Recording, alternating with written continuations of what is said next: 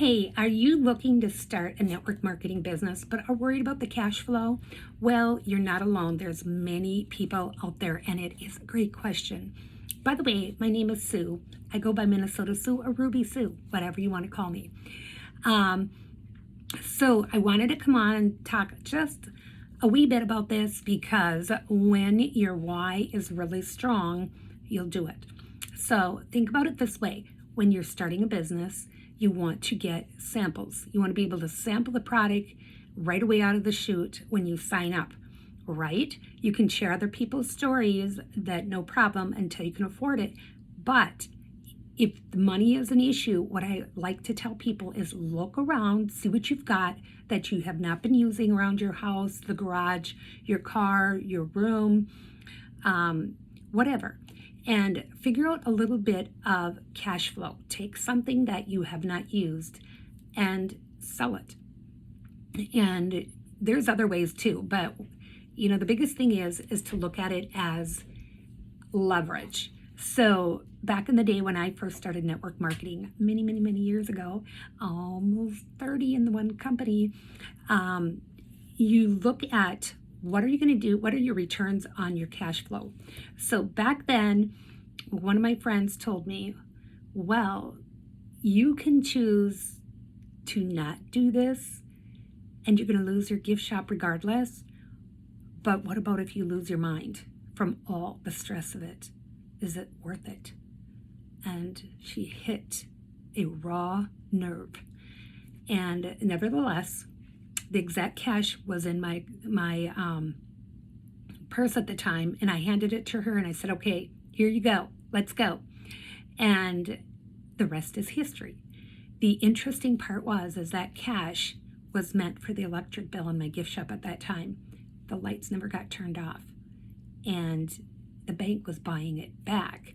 So at the time, you think about it, they were taking on all the bills and all the debt, and I was just the tool to sell off everything in the building to help them cash flow, which I did really well.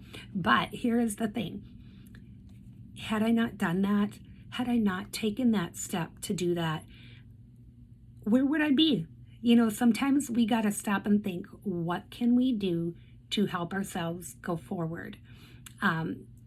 So with that said, sometimes you might have to cut out the coffees. You might have to cut out the little extras. Or if you're looking at your cash flow from the food aspect, take a little extra and of the, weekly or whatever, and just drill it down and make it a little bit more,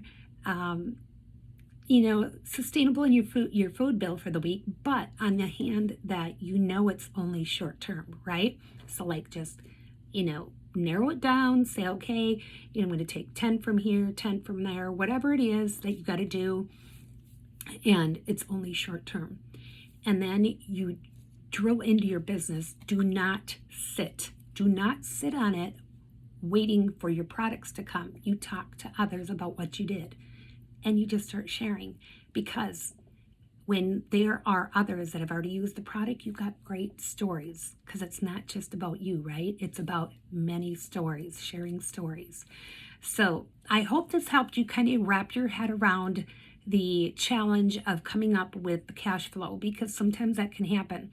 There's many different ways, but those are the ones that I'll be right up honest. I am not a fan of debt.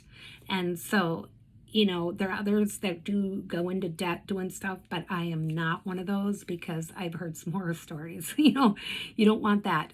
So if you have more questions, feel free to find me on the other social media sites. I'll put the links below the video, and I can't wait to hear from you, and join me over on the other social media sites, and let's get rocking and rolling your next step.